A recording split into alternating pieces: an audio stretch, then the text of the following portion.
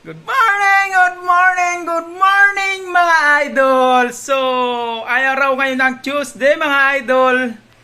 Magluluto tayo ng almusal. May bago na naman tayong menu. Ito na mga idol, umpisa na natin. Today's video po mga idol, ang ating menu po, ito ay patola, miswa, sardinas. Ito po yung lulutuin natin ngayon mga idol. Ayan. So magigisa na tayo ng ricado. Mayroon tayong kamatis, bawang at sibuyas. Ayan, nagpapainta tayo ng kawali. So ito na mga idol, mainta po yung kawali natin. Lagyan na natin ng mantika. Ayun, lagyan natin ng kunting mantika mga idol. Yan.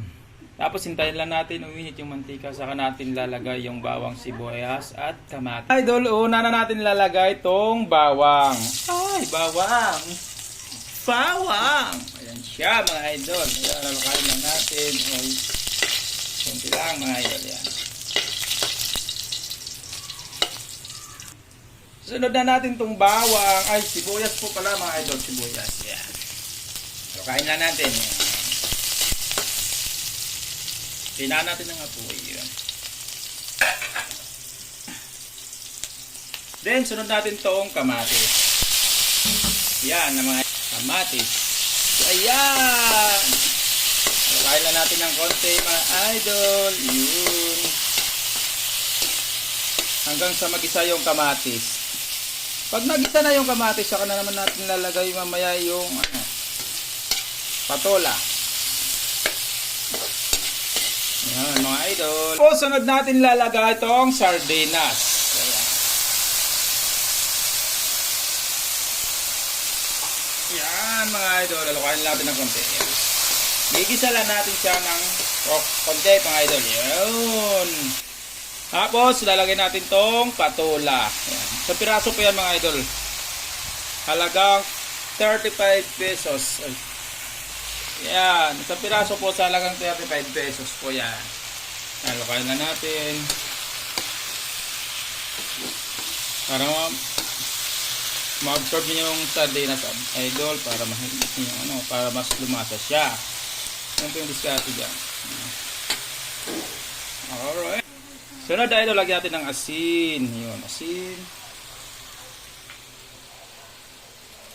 Tapos itong magic sarap. Okay na yan mga idol. Tapos halukayin natin to mga idol. Yan. Halukay ng konti lang. Mga 3 tumbling lang mga idol. Yan.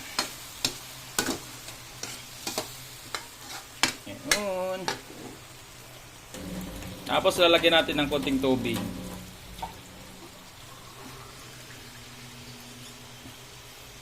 Yan mga idol. Yan. Para sa miswa natin mamaya. So, yun. Alright na yan mga idol. So, takpan muna natin. Yun. Mga idol, ito na siya ngayon mga idol. Yan. Luto na yung patola natin. Lalagyan na natin itong miswa.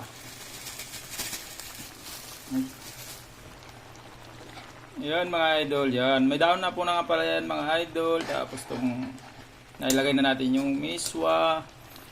So ayan mga idol, luto na po siya, ready to serve na po to mga idol. Kasi hindi po pwedeng lutuin ng sobra tong daon ng palaya. Ayan. So salamat po sa inyong panonood ng aking mga videos, mga vlogs po mga idol. Maraming salamat po sa inyo sa suporta, like, share, and comment. Maraming salamat po. God bless. See you on my next vlog. Mwah!